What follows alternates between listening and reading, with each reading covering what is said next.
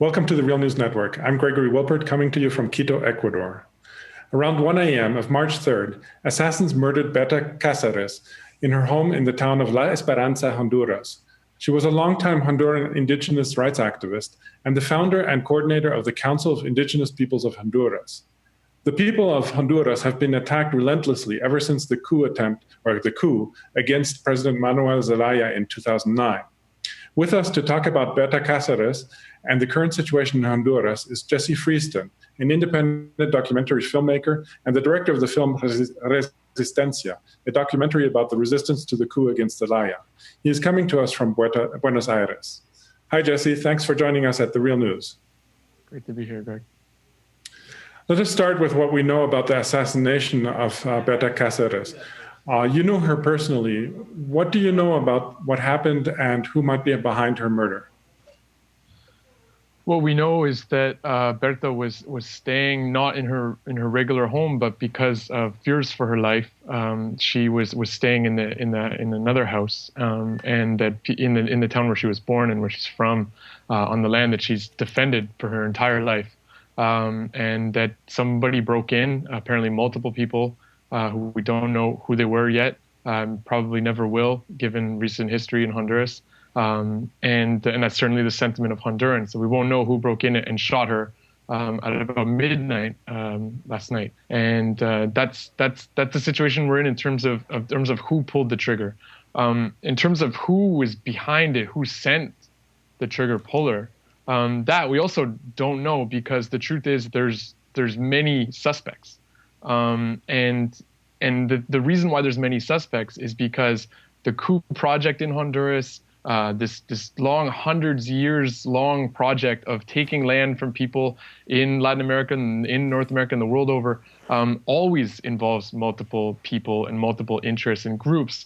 And so, for example, when I went to report on this current struggle that Berta's been involved in around the Gualcarque River, where they've been planning on building dams, and they successfully stopped a Chinese company, Sino Hydro, the biggest dam builder in the world, from building a dam. The company pulled out, citing the community resistance as the reason they were pulling out. Berta was a key figure in that resistance. That project then was taken up by a Honduran company, backed primarily by other international investors, and that's in a renewed conflict that's really escalated in recent days.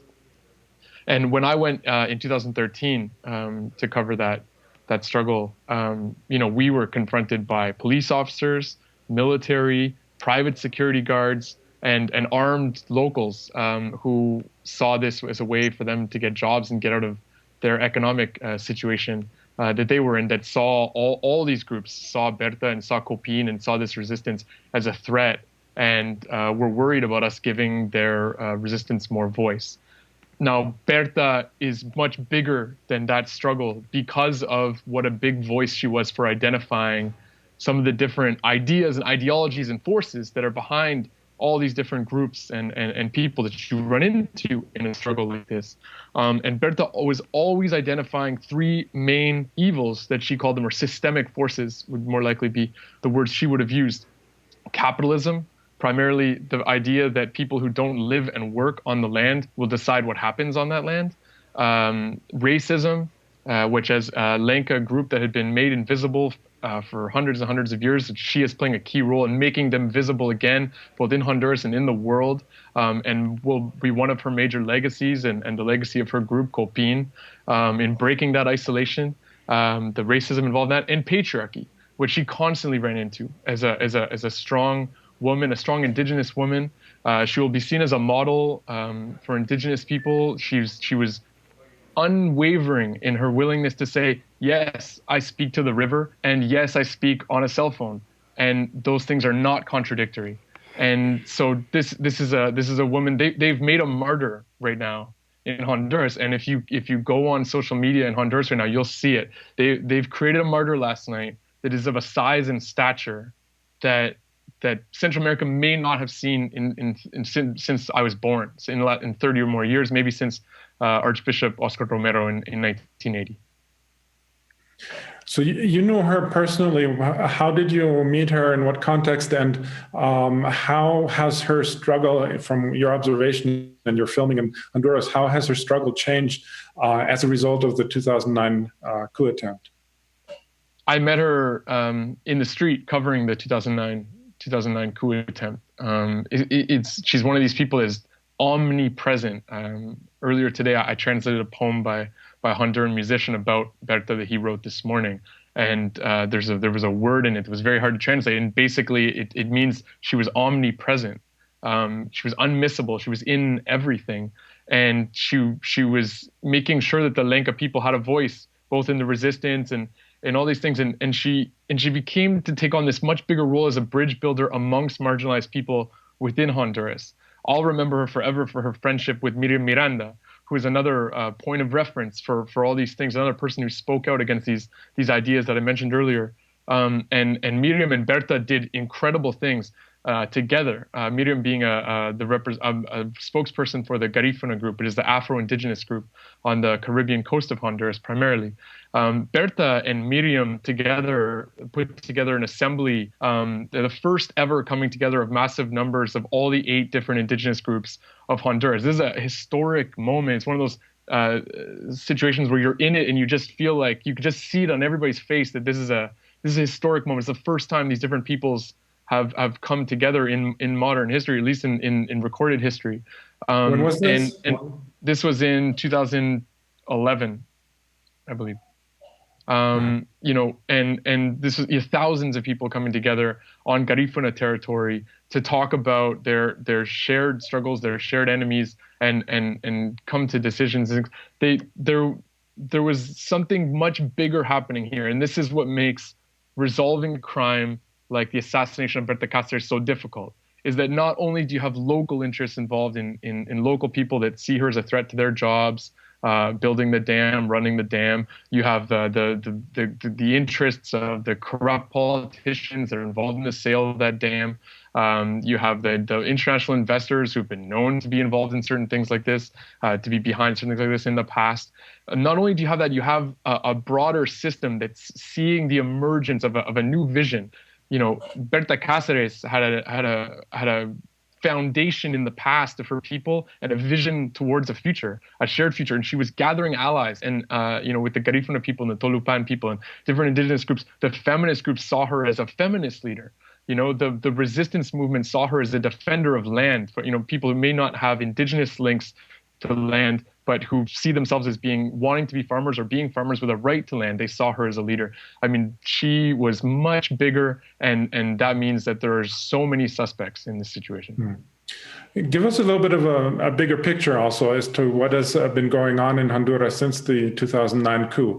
I mean, how many people have been assassinated, and how much political violence and repression is currently going on in that country? Yeah, certainly the days following the coup saw a number of local level leaders being killed. A lot of teachers, farmer leaders, and environmental leaders being killed. What we haven't seen since the coup in Honduras is a lot of really high profile national level or international level leaders being killed.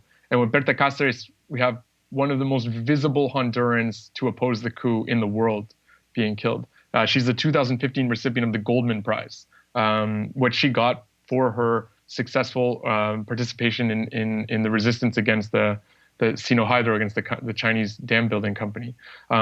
She had protections from the Inter-American Human Rights Court, saying, legitimizing the fact that she's been receiving death threats on the regular, and that they would hold the Honduran state responsible if anything were to happen to her. So that's now happened. And so she in this situation kind of represents now for a lot of people in Honduras that nobody's safe. There was a belief at some point up until this morning that of a certain profile person wouldn't be killed, but that's now out the window. As for what's been happening since 2009 in Honduras, I mean, there was a big event in 2011 once it was clear that the coup project had been successful. It was called Honduras is Open for Business in English. That's what it was called. And they invited investors from all over the world. And I remember they had this room with these interactive maps And all these investors would come through, and they had these 6 different kinds of investment that people could do, palm oil investment. And one of them was dams. And, that region, the Lenca region was on that map, and you could click on it, you could see where the rivers were. And you wouldn't see any people on that map, and Berta represented a very different way of seeing things. And for that reason, became a leading figure in the resistance to that coup that saw Honduras as a map to be divvied up to the highest bidder. And that's what's been happening. And so this concession that she was fighting against to defend this river, the concession of that river came after the coup. It was a concession carried out by the coup government. And then the response now we see from the U.S. State Department, which under Hillary Clinton was one of, if not the key player in the coup, in my opinion. I think the WikiLeaks that have come out since, the emails from Hillary Clinton made very clear that their participation was active in the coup and decisive in the coup. And now we have the U.S. ambassador today saying that he has offered all the resources of the United States government to assist the Honduran authorities in bringing these criminals to justice. Well, in 2013, there was a member of the resistance, of the Lenca resistance, Tomas Garcia, who was killed in Rio Blanco, where the project is they're trying to carry out this dam project. And Tomas Garcia was killed by a Honduran military official who was found guilty. Only the soldier was found guilty. Nobody above the soldier was found guilty, but he was found guilty earlier in 2015 of carrying out the killing of Tomas Garcia. And yet now we have the U.S. ambassador saying that we're going to work with those authorities to find the criminals. Those authorities are the key suspects. They're not the people that should be trusted in finding, I think. And it's hard to think of a solution right now. But back in 2009, you had a legitimate elected president in Manuel Zelaya, and you had a resistance movement that had organized assemblies in every one of Honduras's 297 municipalities. That was a government in waiting.